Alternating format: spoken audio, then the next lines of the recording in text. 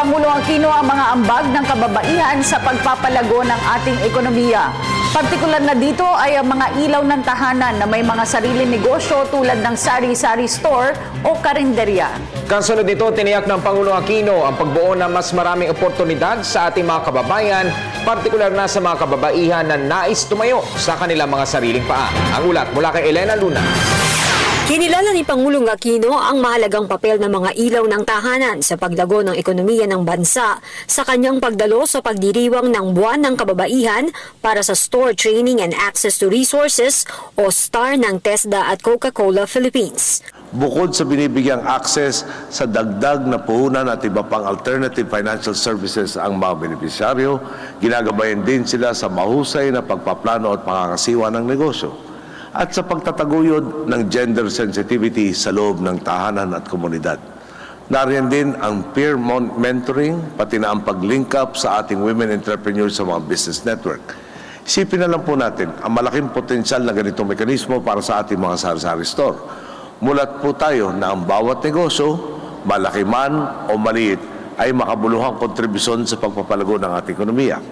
Sa ganitong sari-sari store, nakikita ang sigla ng kalakalan. Dito rin sumisibol ang mga ugnayan na nagsisilbing tulay para sa lalong pagyabong ng negosyo. Sa programang ginawa sa SM Mall of Asia Arena, binigyang pugay ang mahigit 5,000 nagmamay-ari ng sari-sari stores at karinderya na bahagi ng STAR program. Toong 2012, sinimulan ang STAR program kung saan umaabot na sa mahigit 34,000 kababaihan ang sumailalim sa training sa pagnenegosyo. Isa sa kanila si Lolita Mendoza. My family and I learned not to treat my sari-sari store business as an extension of our kitchen. I have learned the important discipline of limiting household expenses within the profit earned from the daily operations. Target ng programang matulungan ng 200,000 kababaihan pagsapit ng taong 2020. Ayon kay Pangulong Aquino, ang STAR program ay isa lamang sa mga training na ipinagkakaloob ng TESDA kung saan lamang ang kababaihan sa mga ibinibigay na oportunidad ng gobyerno. Kung isipin nga po ninyo, sa higit 7.15 milyong graduates ng TechVoc programs ng TESDA simula noong 2010 hanggang 2014, halos 3.63 million dito ay ang membro ng sektor ng kababaihan.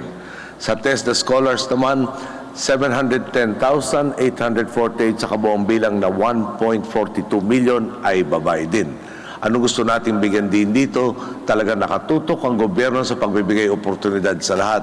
At kung titingnan ninyo, bagyang mas maraming babae ang natutulungan at naaabot ng pamahalaan sa pamamagitan ng TESDA. Hindi po tayo naghati, lamang po ang kababayan. Ipinaalala ng Pangulo na ang mga programang ito ay magbibigay pagkakataon para sa lahat na umangat sa buhay kahit pa tapos na ang kanyang termino. Muli niyang inulit na nasa mga mamamayan ang desisyon kung sino ang magpapatuloy ng mga reformang ito. May mga nagtatanong po sa atin, paano na ang lahat ng ating naabot sa tuwid na daan pagkababa ko sa pwesto sa taong 2016?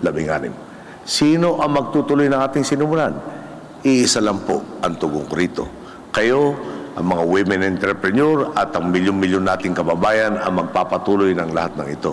Kayo ang magtitimon sa ating bansa patungo sa higit pang tagumpay.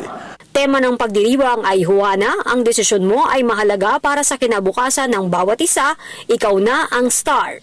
Para sa Telebisyon ng Bayan, Elena Luna.